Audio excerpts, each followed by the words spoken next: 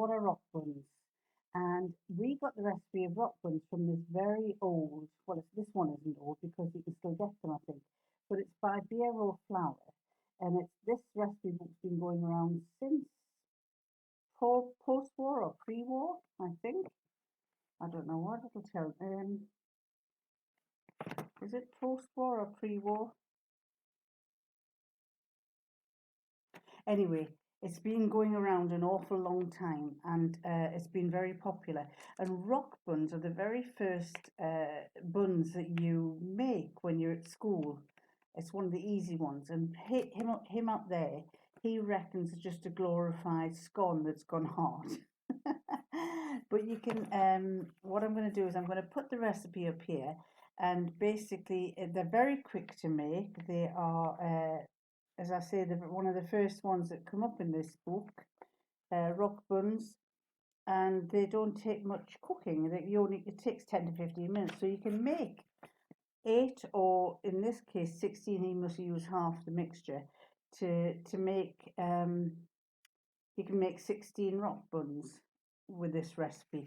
So I'll put the recipe up there, and you'll be able to see what off here after me. I can't remember which way it is. But anyway, I'll put the recipe up and you can see what it's like, what it's about. But that's where it's come from, the very old Bureau book. And those of you in the UK will remember it. And I bought a copy for both my kids when they first went off to university because I figured that at least they could make something out of these. And I gather that my granddaughters like cooking.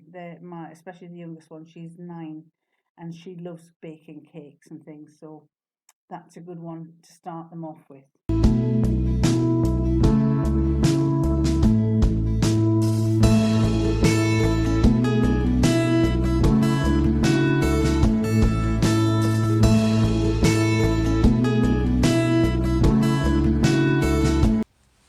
Hi everybody, it's Micheline from Micheline Makes, and look, I found my clear glasses. These are the clear ones that I got, and you can see, you might just see if I put my hand over there, perhaps. Hold on, I'll close them. I'll put my hand over. You can see they're clear, but they've got a pattern around them. And if I go there, what they will also do for you, they will also, don't know if you can see, you might not be able to see, but this here is my name, and you can choose to have your name engraved on for a couple of quid, I think it is. But I could have done that myself, really, couldn't I? I could have put that name on myself. And when it came, it was, I think I chose a white, thinking that would stand out, and it didn't. So I've done it in a lilac. And the other week, my granddaughter was sat next to me, and she said, "Grandma, you've got your name on your glasses." And I said, "Oh, yes, I have. Very posh, aren't I?" Anyway, these are the see-through ones. They were in the other room here, and they were, I think when I was trying on some clothes that I've made, I took the glasses off and I put them on the side, and they must have dropped off into my box of ironing that I have to do. So I came across them when I was going to be doing some ironing. Anyway, I'm going to put them up there, not for no other reason that I can see better. A lady said, "Why do you have to wear your other glasses? Are these not good enough if you're wearing another pair on top?" Well, the answer is that I wear these. I can see perfectly well with these. I can see well with them from a distance. I've got the varifocals to go so that I can see about an arm's length, and that I can see a long way. But when I put the little magnifying ones on, I can see close up. I can see there. Now, normally, because my eyesight is so good close up, I can see very well there. So if I'm wearing glasses, I sometimes think if I put another pair on when I'm doing something, I don't keep having to do that all the time. I can just put those glasses down underneath. So I usually keep those for when I'm working, doing close-up work, and I can't be bothered to keep taking my glasses off, which doesn't happen very often. To be honest, I really didn't need them, but I just like this. I like the design, so I got them. Anyway, I have to apologise to one lady, or possibly two ladies, who were telling me that they are absolutely good. One lady told me she was a bit upset because this coronavirus, I think she was in America or Canada, was stopping her from seeing her daughter who was about to give birth. And so she said it means that I won't be able to see my grandchild, and I can't remember whether she said it was a little boy or a little girl. I really feel awful. Anyway, and so I then messaged her about a week later and said, well, what happened? Was everything okay? And she came back to me with a message, and I read the message, and I was meant to reply. I read the message and I was so thrilled because she was telling me about her daughter having the baby, and she'd been able to FaceTime her, but she would not, she hadn't been able to see the baby hands, in the flesh. And I couldn't remember how she sent it, and I've tried looking in my emails, and I wasn't sure it was in my comments, so I'm going to have a good look in my comments to see if it was there, because if it's there, I really need to reply to her and congratulate her. Then another lady came on to me and said she was so thrilled because she was thrilled, but she wasn't thrilled because her daughter had given birth, and the only thing she could do was FaceTime her daughter, and she said she would have, because she was too far away and she couldn't go and see her. All she could do was FaceTime her to see the baby, and she missed not being able to have the cuddle. And I have to agree with that. I think I replied to that lady. And I'm sorry, I can't remember your names. This is what old age does to you. And I think I said to her, I was saying to her that I've got to agree. The one thing that I love, I've got to put these up because I can't see. The one thing that it's not that I can't see myself, I can't see that little hole there that I'm supposed to be looking at. You see, people tend to look at their pictures there, themselves in the mirror there. But that means I'm not looking at that. So I've got to keep looking at that dot. And if I've got this I can see, but it's kind of does me head in. Anyway, so this lady was saying that she misses not holding the baby, and I have to say one of the nicest things about having a baby or being a granny or holding a baby is that little, they've got a lovely smell, the babies. They have a really nice smell, and holding them, just cuddling them and idolising them, especially if it's your first one.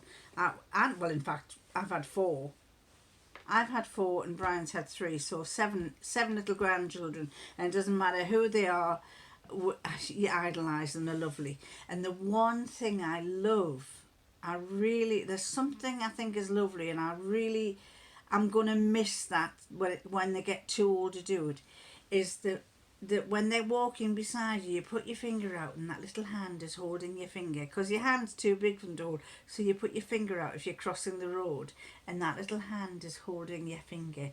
And every time that my grandchildren do that, I say to myself, just hold that vision in your head, hold that image that they're holding your little finger. It's gorgeous. It's really nice.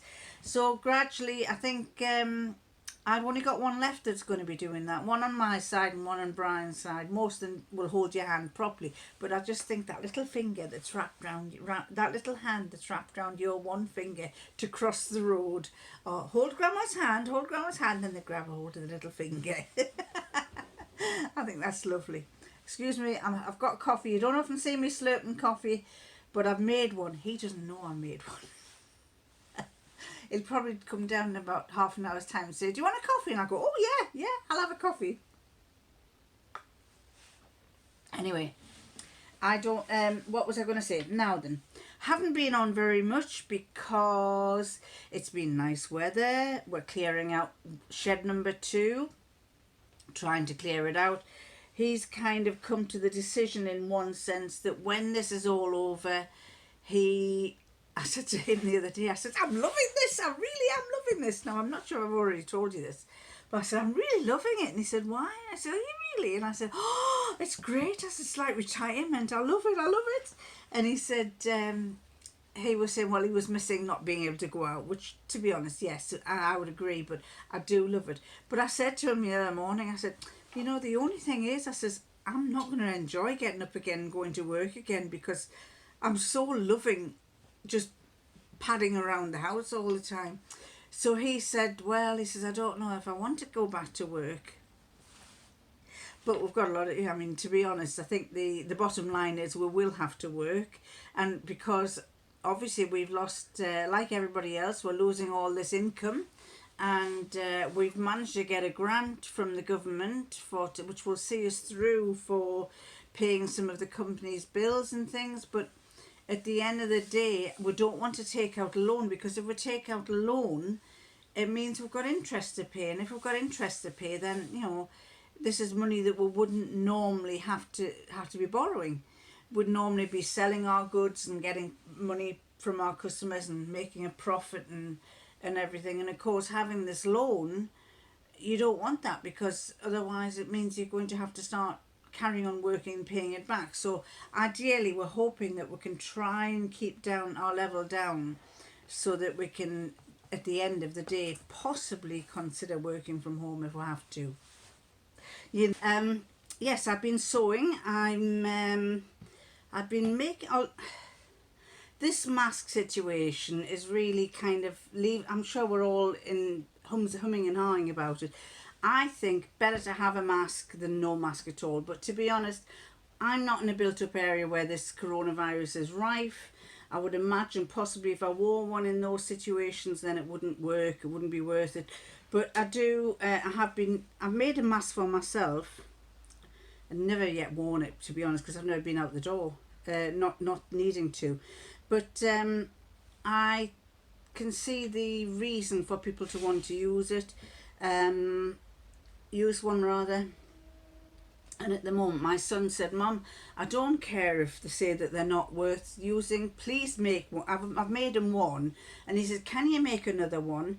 And can you make it quite plain?" Because he's colourblind for starters.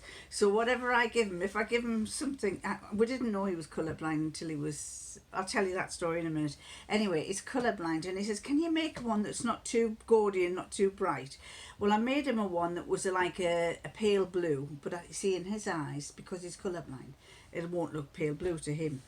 Anyway, so I made him one, and he wants me to make him another one for that he can, because he teaches, and he doesn't really want to be around people who have the virus. To be fair, he lives in Newcastle upon Tyne, and in Newcastle, I can't remember what the population is, but there's only 440 cases out of probably 200,000, 300,000 people. So isn't probably not going to be susceptible to it. But my son has a touch OCD for tidiness and for keeping things right. So I'm going to make him another mask. Anyway, the funny thing is that one day when he was in the sixth form, he came home. I think he was in the sixth form. I think he was in the sixth form. He came home and he said, "Mother," he says, "I'm colourblind. They told me I'm colourblind." And I said, "How do you know that?" And he says, "Well, they've done tests." He says, these are Shikara tests or whatever. And he says, "They've told me I'm colourblind." Well, I said, "Well, that probably could be true, because your grandpa's colourblind." That's my father. And he says, "Is he?" And I said, "Yes, he's colourblind." I said, "Don't you remember when he bought my father loved, he treated himself to a Ford Capri, which in those days was a souped up, wasn't a sports car, but it looked sporty. And he bought this Ford Capri, and the first one was a yellow colour, pale yellow, like a daffodil yellow. And we said, "Oh, Dad, I wouldn't have thought you'd have bought a daffodil yellow Ford Capri." And he says, "It is not yellow. It is, what colour did he say it was?" He didn't think it was yellow. "It is mustard." And we were going, "No, it's not mustard, Dad, it's yellow." So then when he changed his car, he went for another one. We said, "Well, what colour have you got this time?" He says, "I've got a yellow one." And we said, "Well, you got a yellow one last time." And he said, "No, this is a different colour yellow." So he drove up, and we all burst out laughing. We said, "That's not yellow, it's lime green." And in those days, to have a lime green car stood out terribly. You had this lime green car that everybody else was in blacks and reds, and there was him in his lime green car. And he said, "It is not lime green, this is yellow." So we kept saying, "No, Dad, it's not." So anyway, my son came flying in and said, "Oh, do you realise," he said, "they've given me a list of jobs that I can't go for." Well, my son loves reading. And we used to, when on a Friday night, on a Friday night, I used to take the two kids, my son and my daughter, up to the library, and I'd go and have a peruse around the adult library, and they'd go and have, when they were little, they'd go around the children's library, and as they got older, they used to go around the other parts of the library, and I could spend hours in that library. I'd go flicking through the LPs, and you could borrow an LP for a week or something, and I'd get about 4 LPs and take them home and get some books. And so anyway, we'd go home and I'd put these LPs on the record player and would listen to the music, and then they would sit and read their books. So of course he's looking at this list that tells him what he can't be, and he says, "Top of the list, I can't be a librarian. Why can't I be a librarian?" So we then decided that a lot of the books are colour coded at the bottom to make sure they go into particular sections. And I said, well, maybe it's down to the colour coding. And he said, but they've got numbers on them as well, so can't I go by the numbers and not the colour? So I said, well, did you want to be a librarian? He said, no, but that means I can't be one. So then he eventually, I can't remember what the other ones were. He couldn't work in labs or something. He couldn't be an electrician. And he says, it says I can't be an electrician, but he says Grandpa's got his electronics degree. I said, well, God knows how the heck he got that.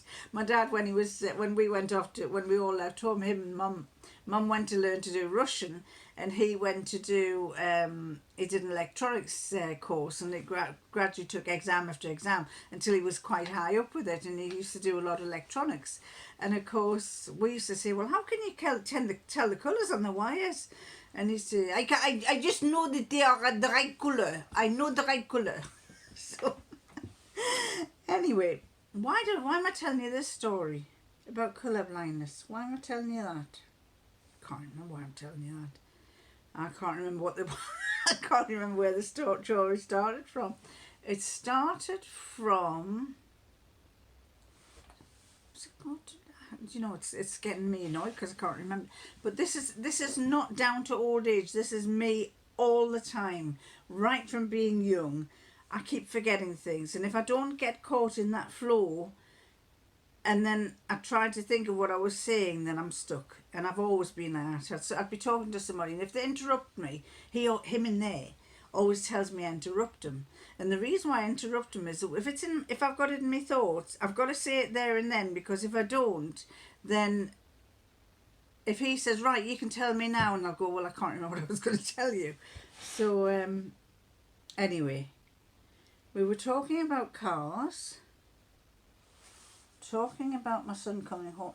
Oh, my son's I was telling you about him being OCD. So anyway, he teaches.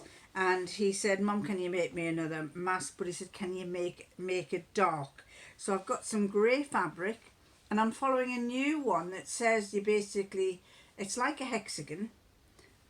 And this one, you turn it in there, and you turn it in on the bottom half, and so you end up with a band.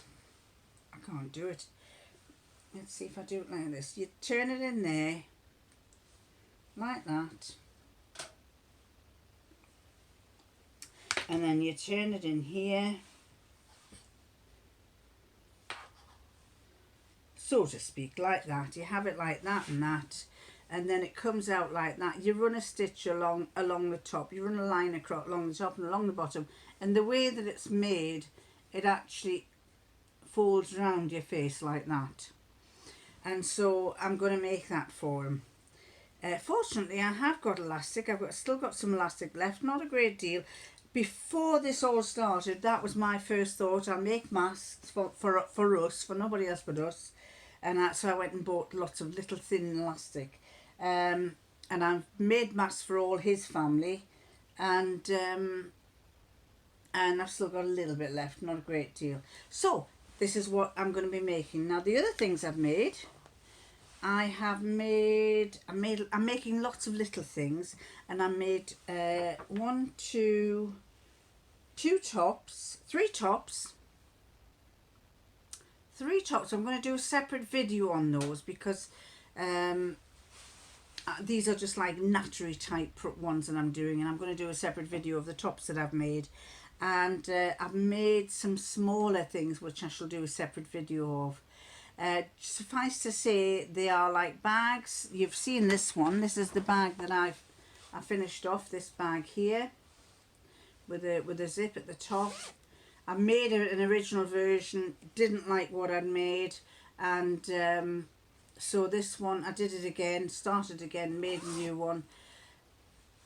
I like it, but I think it's not floating my boat. It looked better on the girl's video, and when I looked at it, now I've seen it. It's covered in cat hairs. Now I've seen it in the flesh. It's a nice idea, but it's not floating my boat very much.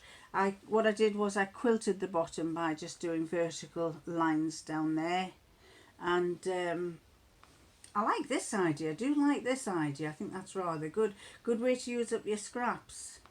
But same thing. I think that probably looks better like that when you've got it filled up with stuff. This is empty, obviously, but it's when it's filled up, it probably looks quite nice. So anyway, that's the one that I've made. You'll notice that I did a cross on that one there. I just thought, oh, I'll try something different. This didn't work very well because you'll see the pink one is on the slant. But am I bothered? Do I care? It's just going to be me that's using it, so I'm not bothered.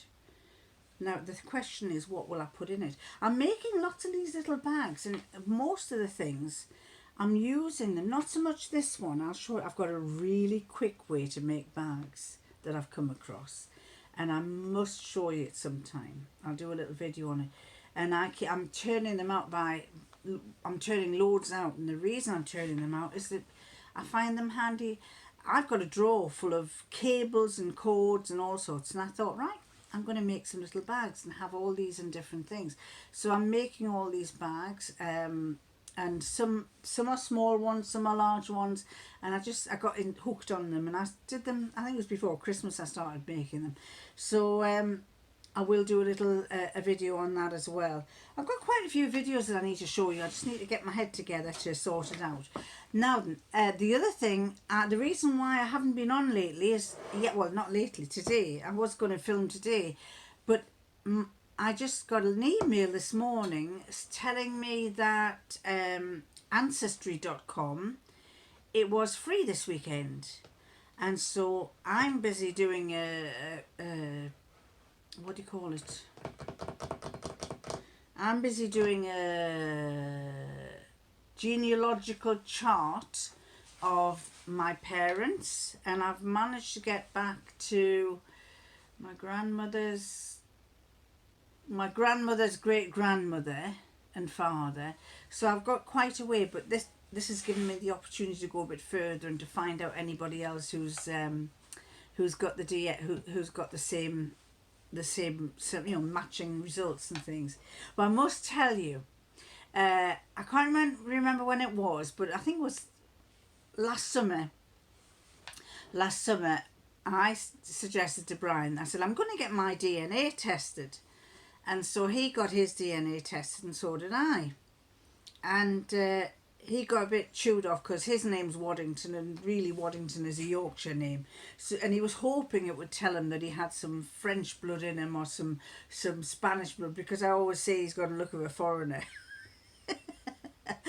He says he's got Romany in his blood. I said, well, Romany's are tidier looking than you.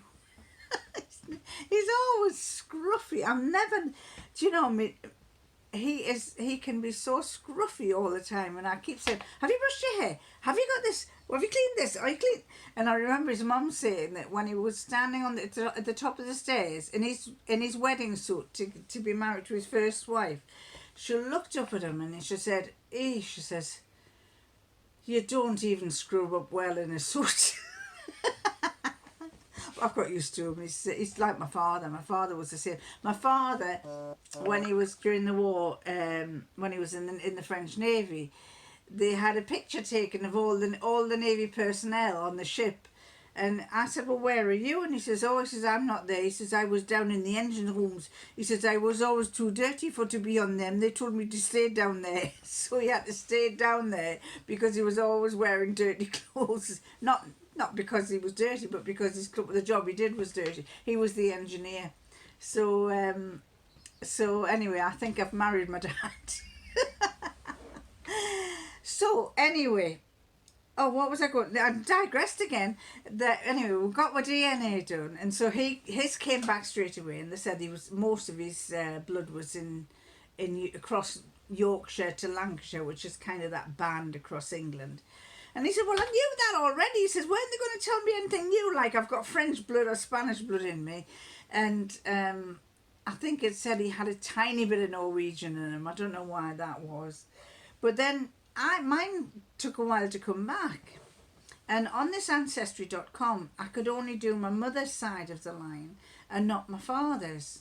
And my mother's side of the line actually originates from two places I'm not really keen on.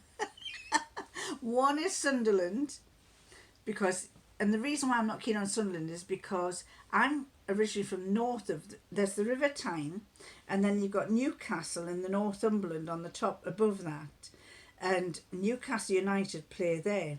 And in the southern side, you've got the River Tyne, and just there is Sunderland. And Sunderland play football there. And Newcastle football supporters do not like Sunderland supporters. So my grandmother apparently originated from Sunderland, and I'm thinking, oh no! And then the other side of our family originates from East Anglia. Now, there's nothing wrong with East Anglia. It's a lovely place. I've been there several times, but it's flat. It's got very little countryside. Well, it has got lovely countryside, but there's no hills and dales. And when I'm used to hills and dales, you go there and you go, by golly, it's flat. It's like Holland, the flatness of certain parts of Holland. So when I finally found the information, I'm thinking, well, good grief. I've got one from Sunderland, one half's from Sunderland, and the other half's from East Anglia. So anyway, what I've been doing is following that up and finding out a bit more about the going further and further back on the East Anglia side. Little Walsingham, if any of you know Great Walsingham, it was a place called Great Walsingham. I know nothing about it, and I've googled them on maps to see what it looks like. Looks to be a rather nice place, but I would imagine back in the 1700s and 1800s it might not have been as nice. Anyway, so I did my DNA, and when it came back, I couldn't do my dad's side, which was the French side, because it didn't do this Ancestry.com didn't do the French side, and somehow or other I had to pay and go into another Ancestry one that took me into the French side. So but I hadn't put the two together on this Ancestry.com. So when I sent off my DNA, me whatever it was, I think it was the cells on the inside of your mouth. And when it came back, it told me that I was 80%, 90%, 95% British and 5% European. And of course, Brian's going, well, that's rubbish, isn't it? You're not 95% British, you're 50% British and 50% French. Your dad's French, your mother's English. So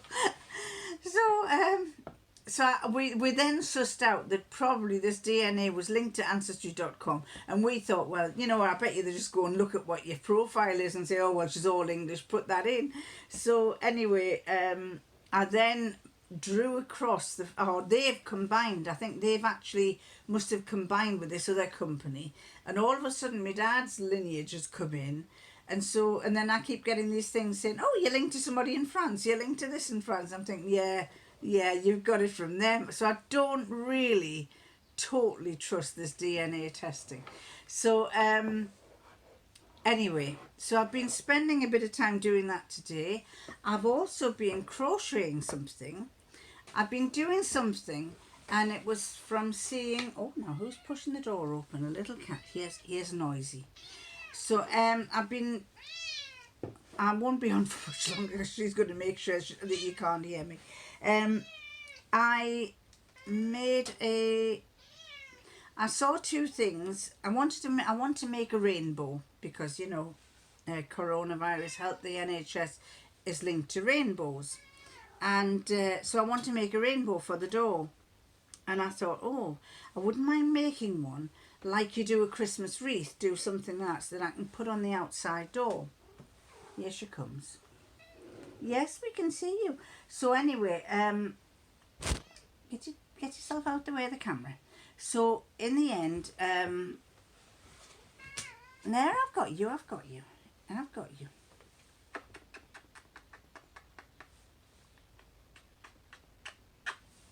So Lisa, I caught my eye on Lisa Comfort's rainbow, and then I caught my eye on Claire from Beautiful Things rainbow today, and I thought, right, I am going to do something like one of those. And initially it was going to be like Lisa's, but then something similar to Lisa's. But then when I saw Claire's, I thought it was a good idea, and I've got lots of coloured wool, and so I went to seek out a colour for each colour of the rainbow, and in probably it's taken me about a couple of hours to do, and I'm making myself a nice rainbow for the gate, for the garden gate, so that when people go past they can see this beautiful rainbow.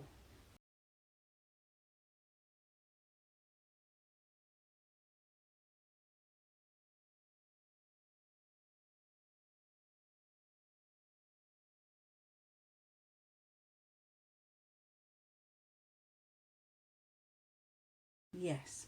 So apart from that, it's a beautiful day. We are we're in good fine fettle, and I hope you lot are.